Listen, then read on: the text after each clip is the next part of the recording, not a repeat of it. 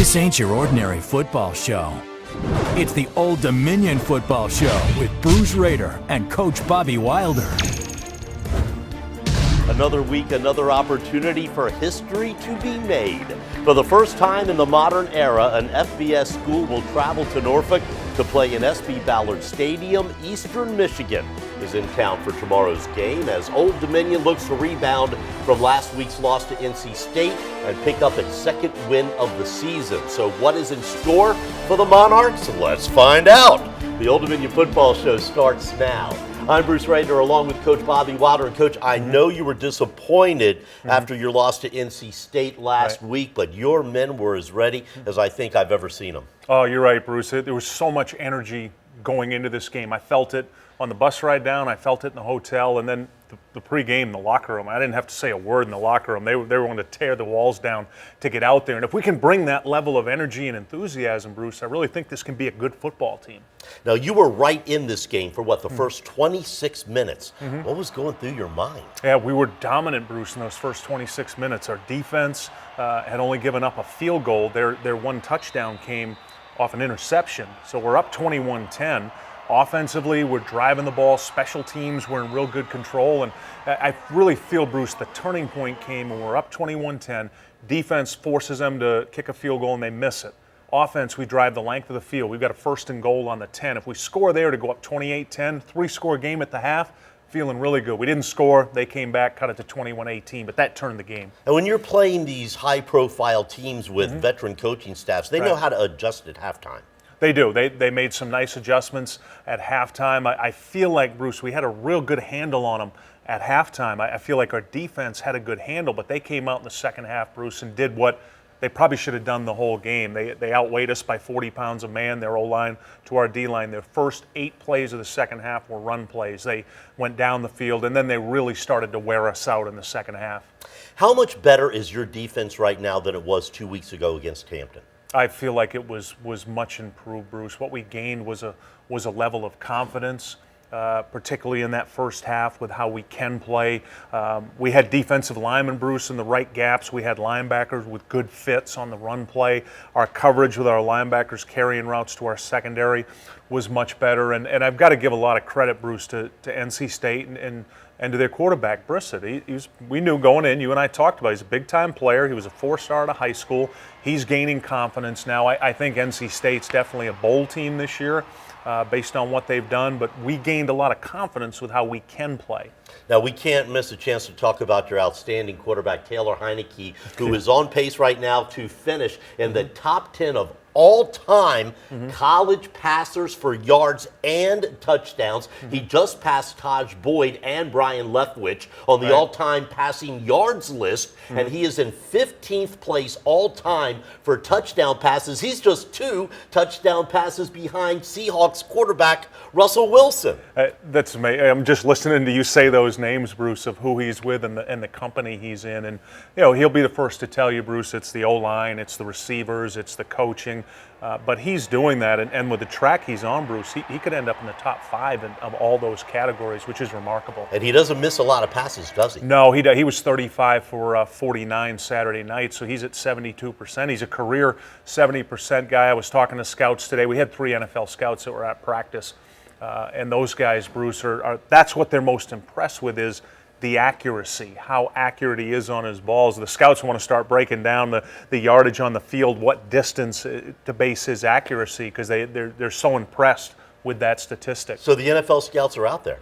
They are out there. We've had almost every team that's been through. I think we've had 24 so far of the teams, and all the rest are scheduled to be there. Not just for Taylor, we've got some other seniors, but he's the main guy they're looking at. Let's talk about your opponent tomorrow, Eastern Michigan. Yeah, Eastern Michigan, Bruce, comes in, and as I said to our team and coaches, they're basically the same as us right now. They've got a 1AA win over a MEAC opponent, and then they've got a Power 5 conference loss. Their new coach there, Chris Creighton, who was very successful, Bruce, at Drake, has come into a program that he's trying to change the culture right now. They've got some good athletes.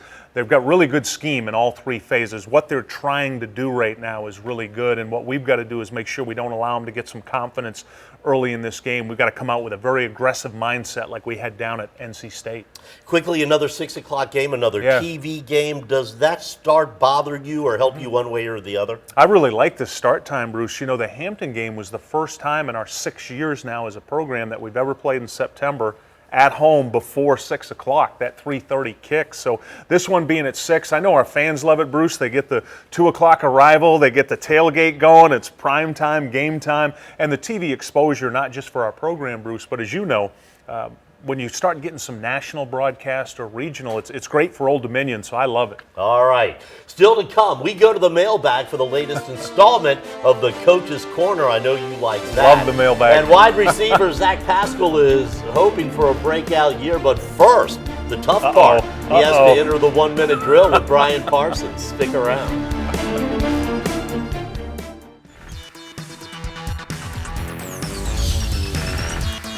All right, welcome back to the Old Dominion Football Show. The 1-minute drill. We got wide receiver Zach Pascal. Zach, welcome to the drill. How you doing? How do you know when Taylor Heineke is upset if you drop a ball? He wouldn't look at me. Like, I'll look back at him, and his eyes would be already looking at the sideline for the next play. What is your least favorite class? My least favorite class is probably history. What's worse, a history exam or a 6 a.m. practice? Probably a history exam. I know Bobby Wilder doesn't like big celebrations, but you have a secret end zone dance? I do have a secret end zone dance, actually. Well, let's don't keep it a secret. So if I come in the end zone, I'm gonna drop the ball and spike it, and then I'm gonna...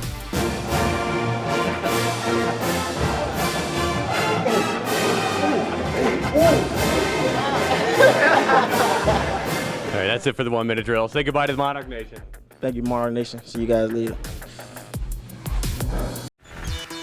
Time for the Coach's Corner. And Coach, I love this question from Dustin in Norfolk.